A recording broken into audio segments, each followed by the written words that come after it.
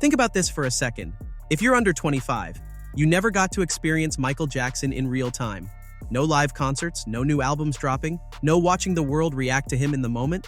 You only know him through old clips, TikTok sounds, and your parents telling you you had to be there. But on April 24th, that changes for every single person on the planet. The biggest biopic of the decade is here, and it's about to introduce the king of pop to a generation that never got their chance. Here's something wild to think about.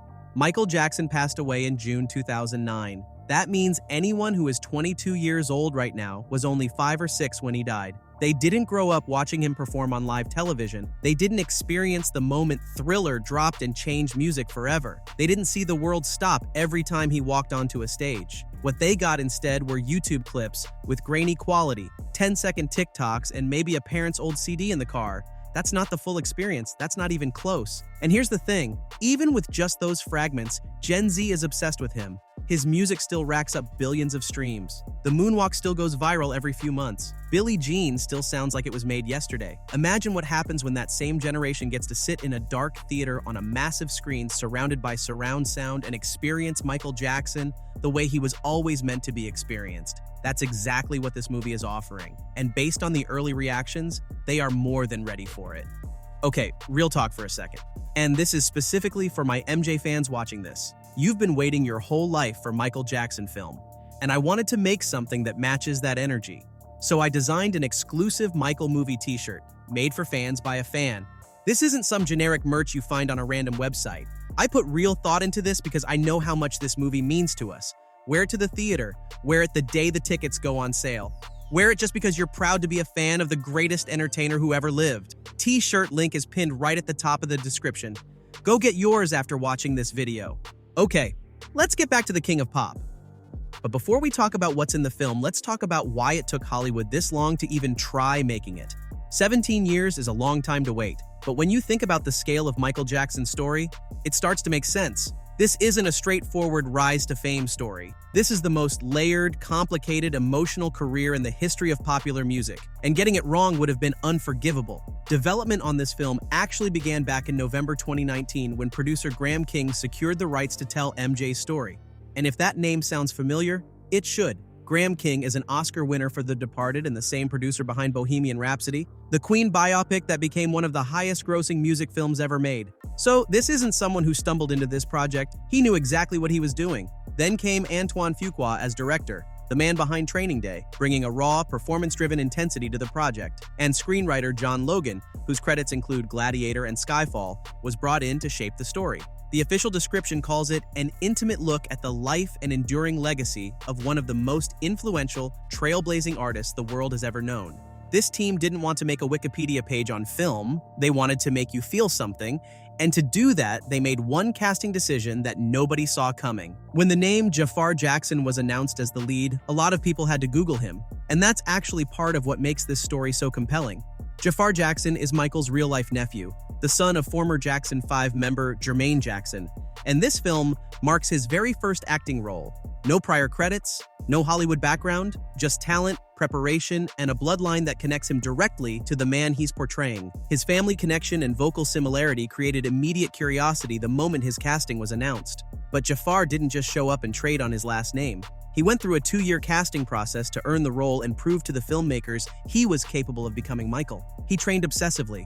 The dance moves, the mannerisms, the vocal delivery, all of it. Director Antoine Fuqua watched it happen in real time and said, "It's uncanny how much he's like Michael." And Jaafar himself described the responsibility beautifully. When the trailer dropped and people saw him in the Thriller makeup, in the white glove, doing the moonwalk, the comments section said it all. The world believed him instantly. But Jaafar is just one piece of this. The real secret weapon of this entire film? The music. Let's be honest about something. You could put anyone on that screen and people would still show up for the music.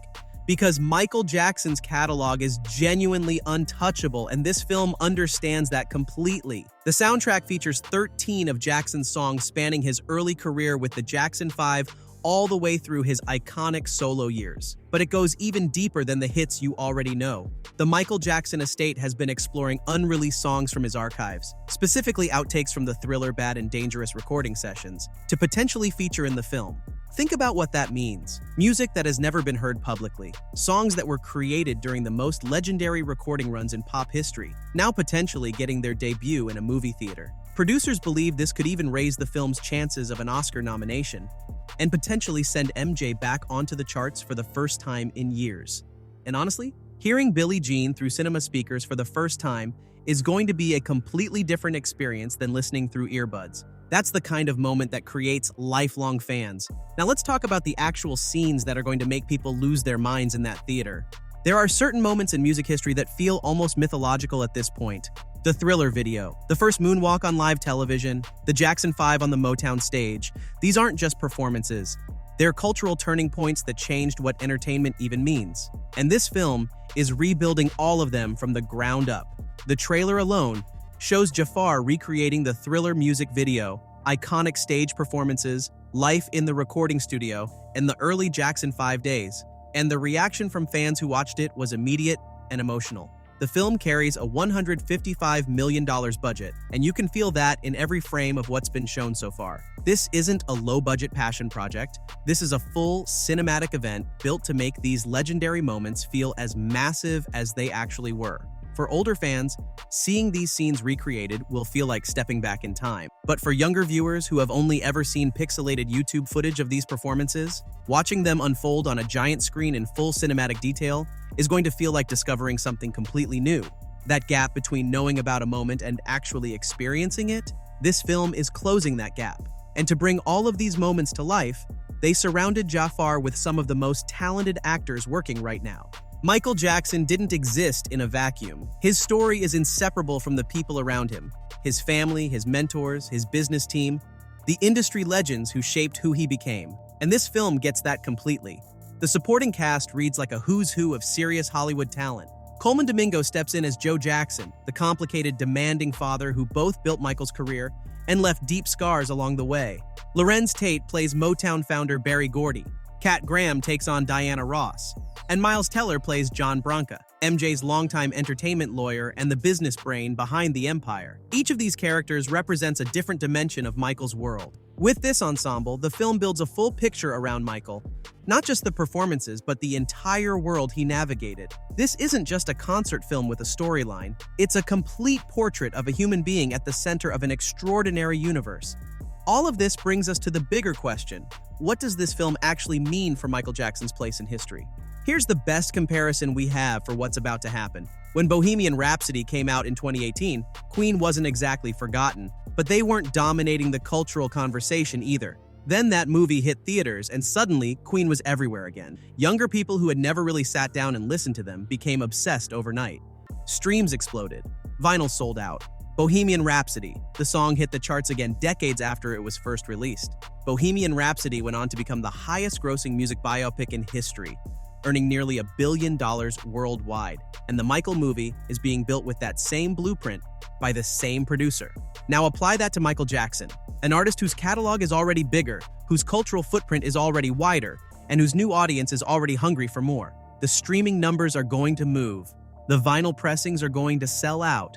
Songs that younger people only half knew are going to become their new obsessions. Early box office projections already have Michael heading for a $55 million plus opening weekend, which would set the all-time record for a musical biopic. The industry can already feel what's coming. MJ's artistry, his genius, the sheer scale of what he built. It's all about to get rediscovered on a massive scale. And that brings us to the real answer, the one this whole video has been building toward. So how exactly is this movie bringing MJ back to a new generation? Here's the honest answer to that question. It's not just about a movie. A movie is 2 hours and then it's done. What this film is actually doing is giving an entire generation their entry point into one of the greatest stories ever told.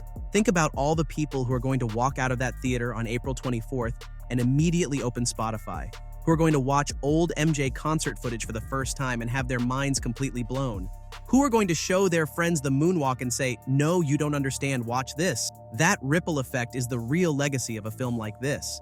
There's a massive difference between knowing of someone and actually understanding them. This film gives you the full picture: the childhood, the sacrifice, the creative obsession, the performances that defied what anyone thought was humanly possible. The way Bohemian Rhapsody made Queen feel alive again, this film is set to do that on an even bigger scale. The king of pop never really left. The world just needed the right moment to remember. April 24th is that moment.